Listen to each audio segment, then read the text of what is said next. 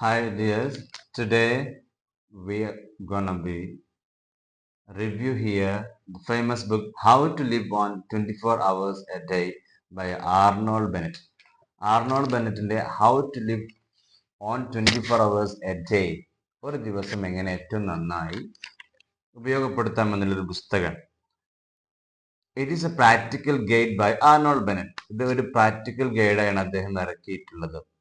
First published in 1910, 1910 ഇത് ഇറക്കിയിട്ടുള്ളത്. ഇതിൽ അദ്ദേഹം ഉൾപ്പെടുത്തിയിട്ടുള്ള കാര്യങ്ങൾ എന്തൊക്കെയാണ്? He focus on time management, personal productivity, self improvement, encouraging readers use their leisure time effectively to achieve personal growth and satisfaction. 3 കാര്യങ്ങളാണ് കാര്യമായി അദ്ദേഹം ഉൾപ്പെടുത്തിയിട്ടുള്ളത്. പേഴ്സണൽ പ്രൊഡക്ടിവിറ്റി, വ്യക്തിപരമായ വളർച്ച, അതുപോലെ സെൽഫ് ഇംപ്രൂവ്മെന്റ്, സ്വയം പുരോഗതി, അതുപോലെ encouraging readers use leisure time effectively, നമ്മുടെ ഒഴിവ് സമയങ്ങൾ എങ്ങനെ ഏറ്റവും മനോഹരമായി ഉപയോഗപ്പെടുത്താം, അതിലൂടെ പേഴ്സണൽ ഗ്രോത്തും സാറ്റിസ്ഫാക്ഷനും എങ്ങനെ ലഭിക്കാം എന്നാണ് അദ്ദേഹം ഈ പുസ്തകത്തിലൂടെ പറയുന്നത്. ഇതിൽ അദ്ദേഹം പ്രധാനമായും 7 പോയിന്റുകളാണ് കാര്യമായിട്ട് പറയുന്നത്. ഒന്നാമത്തെ പോയിന്റ് വാല്യൂ ഓഫ് ടൈം. ഇതാണ് അദ്ദേഹം പ്രധാനമായിട്ട് ഈ പുസ്തകത്തിൽ പറയുന്നത്. Bennett emphasizes time is most valuable resource we have. നമുക്ക് ലഭിക്കുന്ന ഏറ്റവും വിലപ്പെട്ട ഒരു റിസോഴ്സ് ആണ് സമയം എന്നുള്ളത്. As each person has the 24 hours a daily, unlike money, time cannot be saved, accumulated by making it crucial to use wisely. ഏറ്റവും നന്നായി, ഏറ്റവും കൂടുതൽ എല്ലാ മനുഷ്യർക്കും ഒരുപോലെ ലഭിക്കുന്ന വിഭവമാണ് സമയം എന്നുള്ളത് നമുക്ക് എല്ലാവർക്കും അറിയാം. പണത്തെ പോലെ തന്നെ നമുക്ക് സേവ് ചെയ്യാം, പക്ഷേ നമുക്ക് നന്നായി ഉപയോഗിച്ചിട്ടില്ലെങ്കിൽ it will be very crucial. നമുക്ക് സമയത്തെ പിടിച്ചു നിർത്താൻ ഒരിക്കലും പറ്റില്ല എന്നാണ് അദ്ദേഹം ഈ പുസ്തകത്തിലൂടെ നമ്മൾ പറയുന്നത്. രണ്ടാമത്തെ കാര്യം time management. Value of time ആണ് ആദ്യം പറയുന്നത്. സമയത്തിന്റെ മൂല്യം മനസ്സിലാക്കുക എന്നുള്ളതാണ്. രണ്ടാമത് ടൈം മാനേജ്മെന്റ്, ആ സമയം എങ്ങനെ മാനേജ് ചെയ്യാം. Effective time management is essential for leading fulfil of life. നമ്മുടെ ജീവിതം പൂർണ്ണമാകണമെങ്കിൽ effective use management of time നിർബന്ധമാണ്. Bennett suggests analyzing how one spends their time daily and identifying areas where time can be better utilized. ഇദ്ദേഹം നമ്മോട് suggest ചെയ്യുന്നത് ഒരു വ്യക്തിയുടെ സമയം ഏറ്റവും നന്നായി നമ്മൾ ഉപയോഗപ്പെടുത്തുമ്പോൾ അത് എങ്ങനെ നമ്മുടെ ജീവിതത്തിൽ മാറ്റങ്ങൾ ഉണ്ടാക്കുന്നു എന്നുള്ളതാണ്. അത് എങ്ങനെ ഏതൊക്കെ രൂപത്തിൽ നമുക്ക് യൂട്ടിലൈസ് ചെയ്യാം എന്നുള്ളതിന്റെ ഒരു പ്രാക്ടിക്കൽ ഗൈഡാണ് അദ്ദേഹം ഈ പുസ്തകത്തിൽ പറയുന്നത്. മൂന്നാമത്തെ കാര്യം daily schedule. Bennett advises readers to create daily schedule that includes dedicated time for self-improvement and leisure activities. ഓരോ ദിവസത്തെ ഒരു ഷെഡ്യൂൾ നമ്മൾ ഉണ്ടാക്കണമെന്നാണ് അദ്ദേഹം പറയുന്നത്. ലേഷർ ആക്ടിവിറ്റീസ്, ഒഴിവ് സമയമാണെങ്കിൽ പോലും അതിനും ഒരു ഇംപ്രൂവ്മെന്റ് ഷെഡ്യൂൾ ഉണ്ടാക്കണം.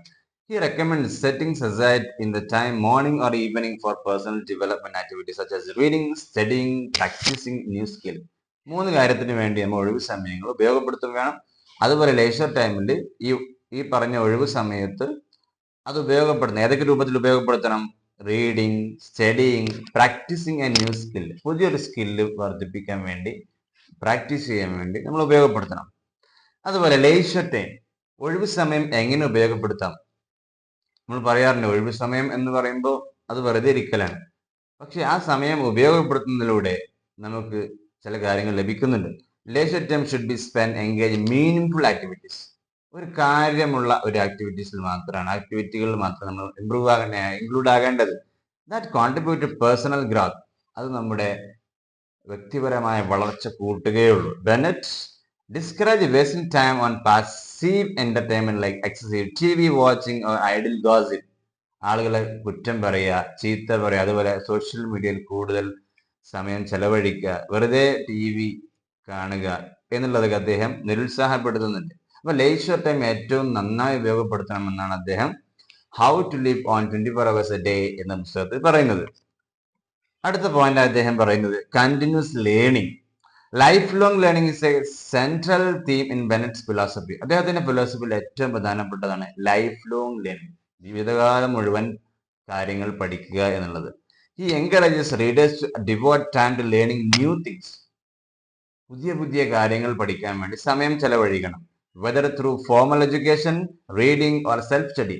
അത് നിങ്ങൾ സ്കൂളിൽ പോയിട്ടോ ആകാം, കോളേജിൽ പോയിട്ടാകാം, മറ്റു സ്ഥാപനത്തിൽ പോയിട്ടാകാം, അല്ലെങ്കിൽ ഡിസ്റ്റൻസ് ആകാം, വായനയിലൂടെ ആകാം, സെൽഫ് സ്റ്റഡി, അതുപോലെ യൂട്യൂബ് പോലുള്ള സോഷ്യൽ മീഡിയകൾ ഉപയോഗപ്പെടുത്തിയുള്ള പഠനങ്ങളാവാം.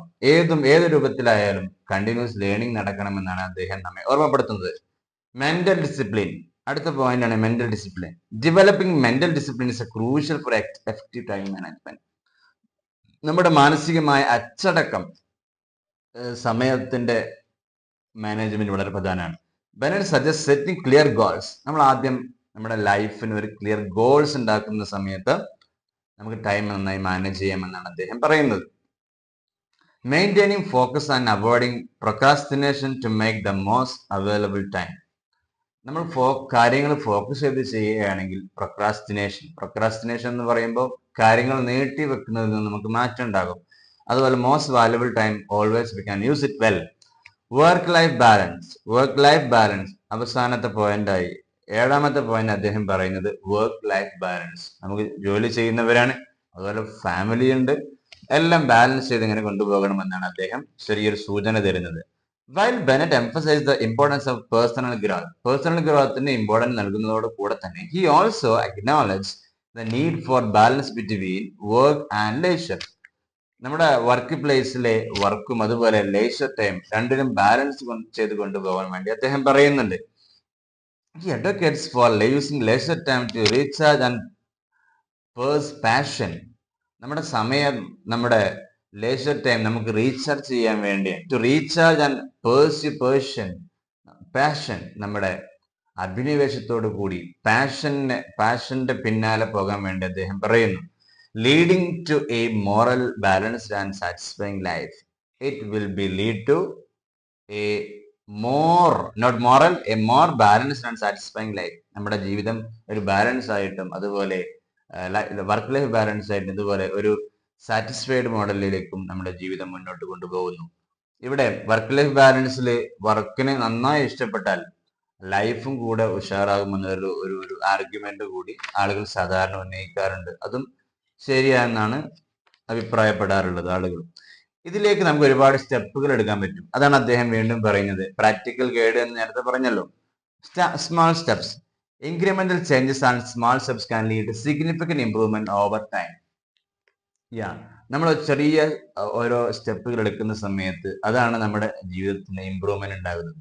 Bennett encourages readers to start with small. ചെറിയ ചെറിയ കാര്യങ്ങൾ ചെയ്തുകൊണ്ട് തുടങ്ങുക. Manageable changes to their routines. Changes തുടങ്ങുന്നത് നമ്മുടെ ശീലങ്ങൾ മാറ്റുന്നതിലൂടെയാണ്. Gradually building better habits. അതിങ്ങനെ സാവധാനം നമ്മുടെ ഹാബിറ്റ്സ് ആയി മാറേണ്ടതുണ്ട്.